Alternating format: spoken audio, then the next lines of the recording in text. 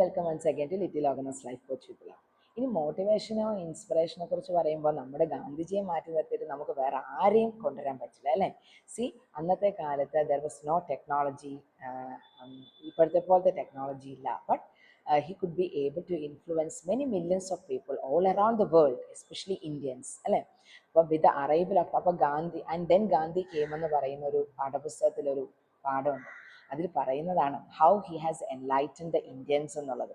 അപ്പോൾ ഗാന്ധിജി ഇന്ത്യയിലേക്ക് വരുമ്പോൾ ഇവിടെ മനുഷ്യരുടെ ഉള്ളിൽ പേടിയും ഷെയിമും ഒക്കെ നിലനിന്നിരുന്നു. And in India another evil existed here is untouchability, unemployment, ഇതൊക്കെയും നിലനിന്നിരുന്ന സമയത്ത് ഗാന്ധിജി ആൾക്കാരെ ആ ഫിയറിൽ നിന്നും മോചിപ്പിക്കാനാണ് ശ്രമിച്ചത്. അപ്പോൾ ഈ പേടി എന്നുള്ളതാണ് ഒരു വലിയ വസ്തുത, എല്ലാത്തിനും ബ്ലോക്കായി നിൽക്കുന്ന ഒരു വലിയ വസ്തുതയാണ് പേടി എന്നുള്ളത്. അത് മാറ്റാനായിട്ടാണ് ആദ്യം ശ്രമിച്ചത്.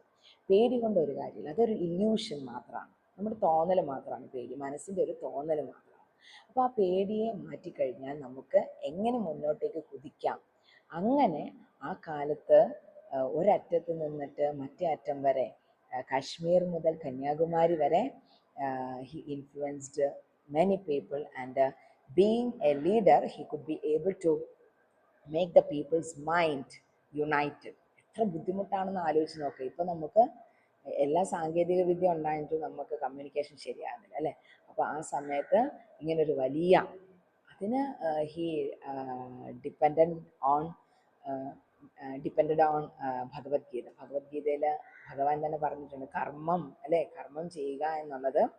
അതിൽ പിന്നെ നമ്മൾ പേടിക്കേണ്ട കാര്യമില്ല, കർമ്മഫലം അത് കിട്ടിക്കൊള്ളും. സോ ആ കർമ്മത്തിൻ്റെ മഹത്വമാണ് ആ നോൺ വയലൻസ്, അഹിംസ എന്ന് പറയുന്ന ഗാന്ധിജി അനുഷ്ഠിച്ചു പോരുന്നിരുന്ന, മറ്റുള്ളവർക്ക് പറഞ്ഞു കൊടുത്തിരുന്ന സത്യാഗ്രഹ എന്ന് പറയുന്ന ആ പ്രിൻസിപ്പിൾ. ഇതെല്ലാം ഇത്രയും ആൾക്കാരിലേക്ക് വന്ന് എത്തുമ്പോൾ in return what he got എന്ന് പറഞ്ഞു കഴിഞ്ഞാൽ he will be ever remembered by all over the world, millions of people. അത് കഴിഞ്ഞ് വന്ന മാർട്ടിൻ ലൂതർ കിങ്ങും ഒബാമ, പിന്നെ നമ്മൾ ജീവിച്ചിരിക്കുന്നതിൽ എത്രയോ പേരാണ് ഗാന്ധിജിയെ ഓർത്തും അറിഞ്ഞും സ്നേഹിച്ചും ഒക്കെ മുന്നോട്ട് പോകുന്നത്. ഗാന്ധിജിയുടെ പ്രിൻസിപ്പിൾ ഓഫ് ട്രൂത്ത് അല്ലേ, സത്യം എന്ന് പറയുന്ന ആ ഒരു വലിയ മൊറാലിറ്റിയെ മുറുക്കെ പിടിച്ച ഒരു വലിയ വ്യക്തിത്വമായിരുന്നു ഗാന്ധിജി.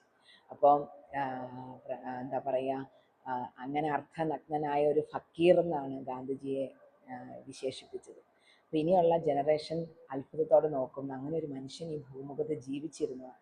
എന്തായാലും ആ കാലഘട്ടത്തിൽ അല്ലെങ്കിൽ പോലും അത് കഴിഞ്ഞിട്ട് ഗാന്ധിജിയെക്കുറിച്ച് ഓർക്കാനും ഗാന്ധിജിയെ സ്നേഹിക്കാനും ഒക്കെ കഴിഞ്ഞതൊക്കെ നമ്മളെപ്പോലുള്ള ഈ ഒരു ജനറേഷൻ്റെ വലിയൊരു ഭാഗ്യമാണ് എന്ന് നമുക്ക് വിചാരിക്കാം.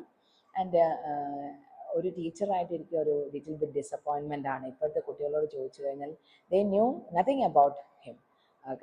അവരുടെ ഗാന്ധിജിയുടെ പേര് പോലും ശരിക്കും പറയാൻ അറിയാത്ത ഒരു സമൂഹമാണ് ഇപ്പോൾ ഉണ്ടായിക്കൊണ്ടിരിക്കുന്നത്.